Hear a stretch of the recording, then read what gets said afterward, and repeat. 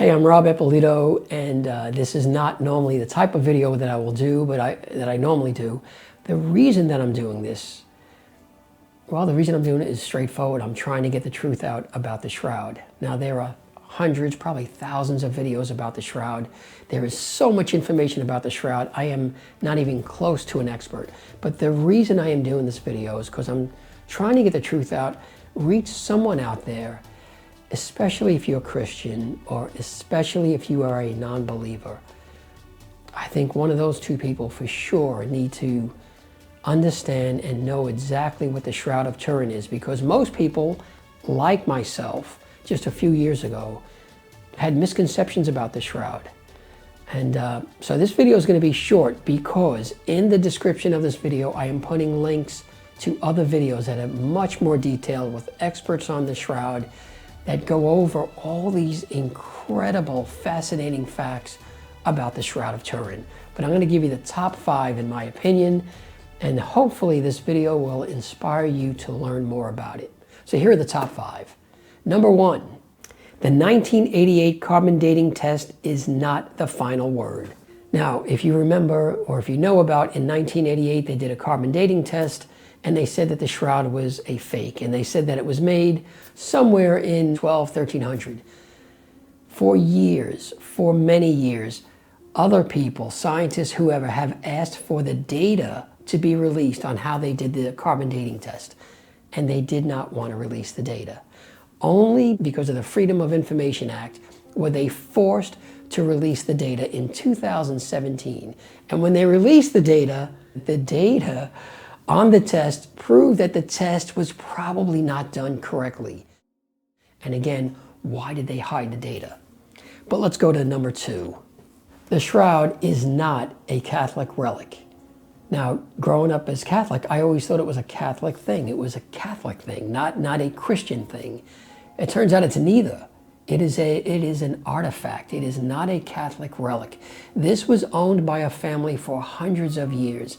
And only in 1983, the Catholic Church took ownership of it in 1983, because the family that owned it, the last man, I guess, of that family, put it in his will that when he passes, he wants the ownership to go to the Catholic Church. Before then, the Catholic Church were just the custodians of it. But they were not the founders of this piece. They didn't have it in their possession for hundreds of years. That they found it and they brought it into the church. That is incorrect. It is not a Catholic relic. It is an artifact. Which brings me to number 3. The Shroud is the most intensely studied historical artifact in the world. For more than a century, scientists, historians, photographers, chemists, physicians, archaeologists, and other researchers have examined it. So think about this. Any artifact that you've ever seen in any museum, anywhere in the world, has never been studied and researched nearly as much as the Shroud. And again, that blew my mind, because I thought this was, number 1, a Catholic relic. Number 2, I thought it was deemed to be fake. And number 3, I didn't think that this thing was even studied. And again, I'm embarrassed to admit that, because as a Christian, I should know that. I should know the truth. And again, in the links below, you're going to see videos where they go over all of this stuff. But let's go to number 4. The image is not paint, dye, or a pigment-based image. In 1978, I think it was, the biggest research on the Shroud was done in Italy.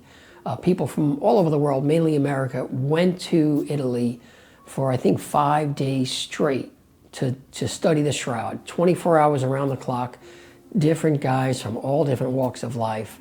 They have found that definitively it is not any kind of a pigment that is in the image. Which brings me to number 5. The image contains 3-dimensional information. So what that means is the image itself has depth.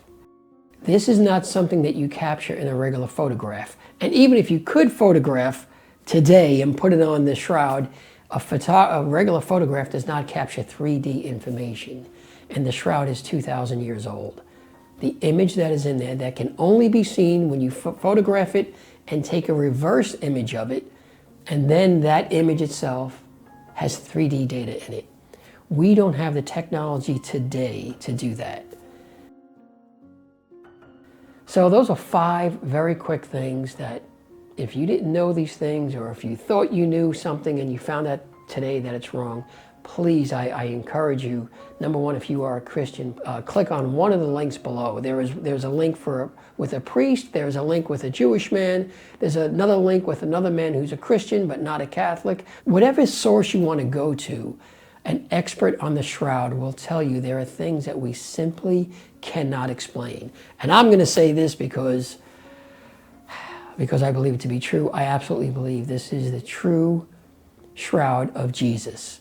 Everything that you'll see in these other videos, you'll realize what I'm talking about. And if this is correct, if it truly is the shroud of Jesus, then this is the face of God.